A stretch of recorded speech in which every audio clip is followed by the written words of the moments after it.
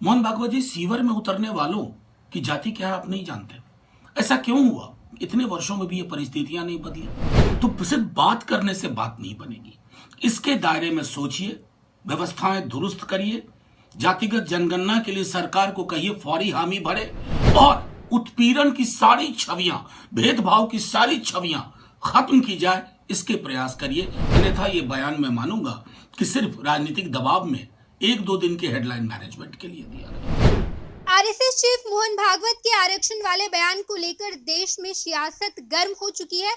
बताते चले आपको कि कल रायपुर में मोहन भागवत ये कहते नजर आए कि हमारे समाज में जब तक भेदभाव रहेगा तब तक हमारे देश में आरक्षण रहना चाहिए। मोहन भागवत के इस विवादित बयान के बाद देश में सियासत होने लगी। देश में इस मुद्दे को लेकर लगातार बातचीत शुरू हो गई है। आरजेडी से राज्यसभा सांसद मनोज झा ये कहते नजर आए हैं कि आरएसएस खुद को सांस्कृतिक संघ कहती है, लेकिन ये विशुद्ध राजनीतिक संघ है। इस वजह से मोहन भागवत को आरक्षण ही नहीं बल्कि साथ ही साथ जातिगत गणना पर भी बात करनी चाहिए। अगर मोहन भागवत आरक्षण पर बात करते हैं तो मैं केवल यही मानूंगा कि 2-4 दिन हेडलाइन में रहने के लिए, साथ ही साथ राजनीतिक दबाव में आकर मोहन भागवत आरक्षण पर कहते नजर आए हैं, बल्कि उन्हें जातिगत गणना के बारे में भी बातचीत करनी चाहिए, क्योंकि मोहन भागवत का संघ आरएसएस एक सांस्कृतिक संघ ना होकर विशुद्ध राजनीतिक संघ है और देश में राजनीति करती है सरकार को मुखौटा बनाकर। इस वजह से मोहन भागवत सरकार को ये कहें कि सरकार फौरन देश में जातिगत गणना करवाए और जातिगत गणना की बात मान ले। आप सुनिए कि मनोज झा क्या कुछ कहते नजर आए।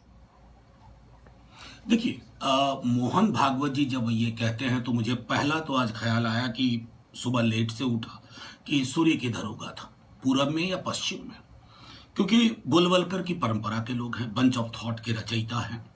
उनकी जुबान से जब सुना तो पहली खुशी हुई कि संविधान के दायरे में सोचना तो प्रारंभ किया। लेकिन माननीय मोहन भागवत जी, आप वो हैं, एक सांस्कृतिक संगठन कहते हैं, लेकिन आप विशुद्ध राजनीतिक संगठन है और सरकार चलाते हैं। सरकार आपके लिए मुखौटा है, तो उस मुखौटे पर अगर गौर करना है तो उसको बताना होगा। जातिगत जनगणना आप पे चुप्पी क्यों? मोहन भागवत जी, सीवर में उतरने वालों की जाति क्या है आप नहीं जानते। ऐसा क्यों हुआ? इतने वर्षों में भी ये परिस्थितियां नहीं बदली। तो सिर्फ बात करने से बात नहीं बनेगी, इसके दायरे में सोचिए, व्यवस्थाएं दुरुस्त करिए, जातिगत जनगणना के लिए सरकार को कहिए फौरी हामी भरे, और उत्पीड़न की सारी छवियां, भेदभाव की सारी छवियां खत्म की जाए, इसके प्रयास करिए। अन्यथा ये बयान मैं मानूंगा कि सिर्फ राजनीतिक दबाव में एक दो दिन के हेडलाइन मैनेजमेंट के लिए दिया गया। आपने देखा कि मनोज झा ने साफ तौर पर आरएसएस को कोई सांस्कृतिक संघ नहीं बल्कि विशुद्ध राजनीतिक संघ कहा है। साथ ही साथ मोहन भागवत पर भी तंज कसा है। उन्होंने कहा कि आपको केवल आरक्षण पर बात नहीं करनी चाहिए बल्कि इसके साथ साथ जातिगत गणना पर भी बात करनी चाहिए। वो जातिगत गणना जो बिहार में हो रही है वही पूरे देश में भी होनी चाहिए। भाजपा साथ ही साथ केंद्र में बैठे सरकार को जातिगत गणना पूरे देश में फौरन करवाना चाहिए। धीरे धीरे से मेरी जिंदगी में आना, धीरे धीरे से दिल को चुराना। नमस्कार, मैं अनुराधा पौडवाल 26 नवंबर को पैनोरमा स्टार सीजन 6 के कार्यक्रम में पूर्णिया बिहार आ रही हूँ। मुझे पैनोरमा ग्रुप के निर्देशक संजीव मिश्रा जी ने बुलाया है, तो हम सब मिलते हैं पैनोरमा ई होम्स में शाम 7 बजे। नमस्कार। ये लो, मुंह मीठा करो। आज मैंने अपना जॉब छोड़ दिया, अब हम पूर्णिया वापस जाएंगे। जॉब छोड़ दिया है?